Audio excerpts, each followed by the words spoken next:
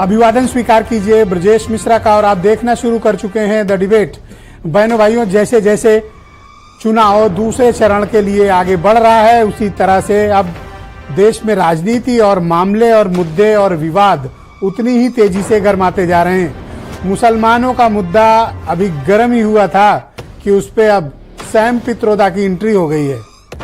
Sam Pitroda Congress के think tank के बड़े व्यक्ति माने जाते हैं और वो चाहते हैं कि इनहेरिटेंस टैक्स यानी विरासत पे लगने वाला टैक्स भारत में लागू किया जाए, जिसकी वकालत कर रहे हैं।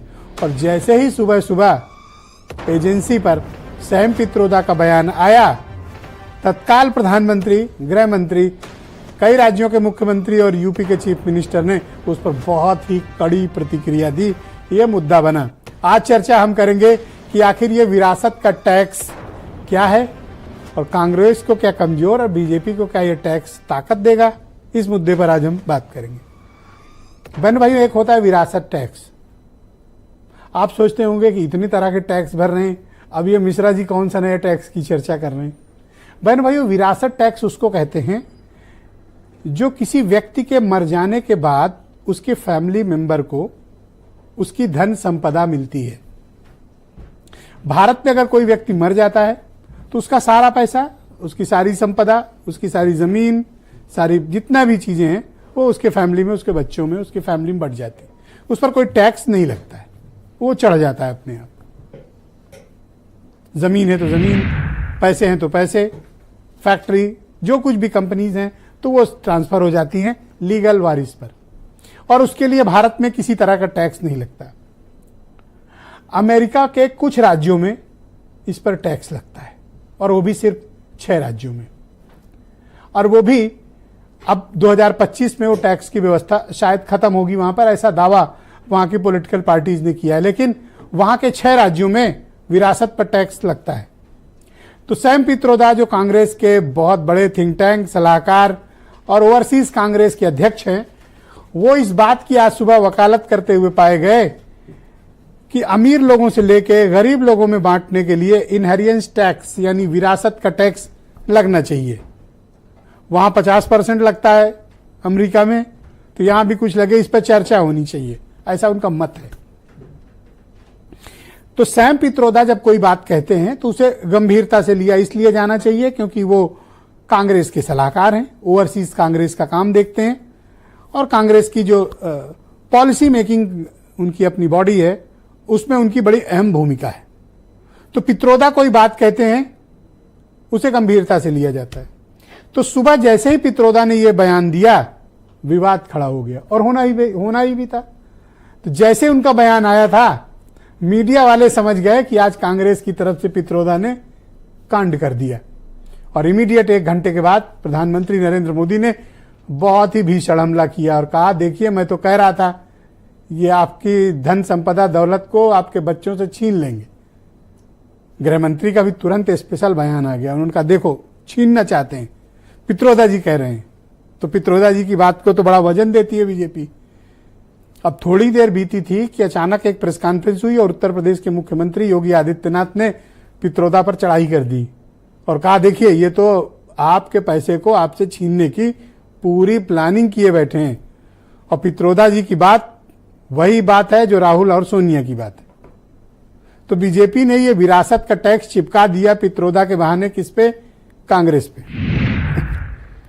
तो मैंने आपको बताया कि विरासत का टैक्स क्या है, पित्रोदा ने क्या किया और बीजेपी ने क्या उस पर रिएक्शन दिया। पित्रोदा ने ऐसा क्यों किया? आपके मन में प्रश्न होने चाहिए, क्या कांग्रेस ऐसा चाहती है? कांग्रेस ने 2 घंटे के अंदर ही पित्रोदा के हर तरह के बयान से खुद को अलग कर लिया। कहा ये उनका निजी विचार हो सकता है, पार्टी की न तो ऐसी कोई नीति है और न पार्टी ऐसी किसी कार्य योजना के बारे में बात करती है। कांग्रेस का ये कहना है कि जो कुछ भी उन्होंने मैनिफेस्टो में लिखा है उन्हीं पर कांग्रेस कमिटेड है।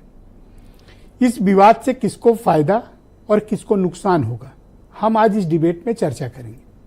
क्यों चर्चा करेंगे? क्योंकि यह राष्ट्रव्यापी एक मुद्दा अपोजिशन की तरफ से उठा और बीजेपी ने इसको भुनाया।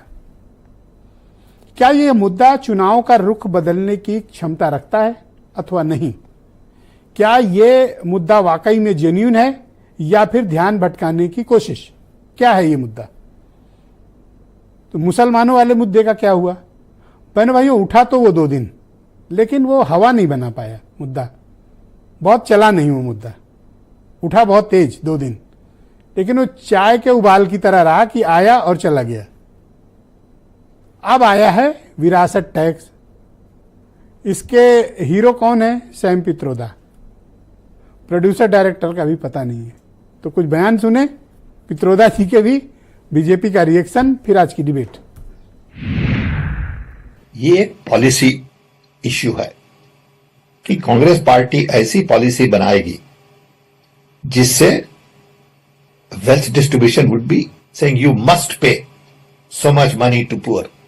Now that's distribution of wealth. कि कांग्रेस का मैनिफेस्टो पर मुस्लिम लीग की छाप है। कांग्रेस संविधान बदलकर एससी, एसटी, ओबीसी का हक अपने वोट बैंक को देना चाहती है। सैम पित्रोड़ा का बयान कि संपत्ति के बंटवारे पर विचार होना चाहिए, अमेरिका का हवाला देते हुए इन्होंने कहा कि 55% संपत्ति सरकारी खजाने में जाती है। अब जब प्रधानमंत्री जी ने ये मुद्दा उठाया, राहुल गांधी, सोनिया गांधी और पूरी कांग्रेस बैकफुट पर आई।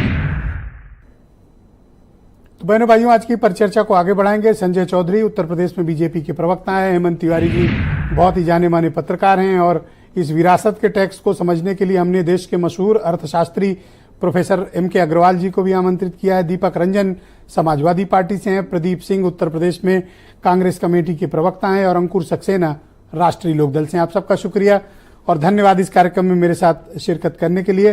प्रदीप सिंह जी, कार्यक्रम की शुरुआत में आपसे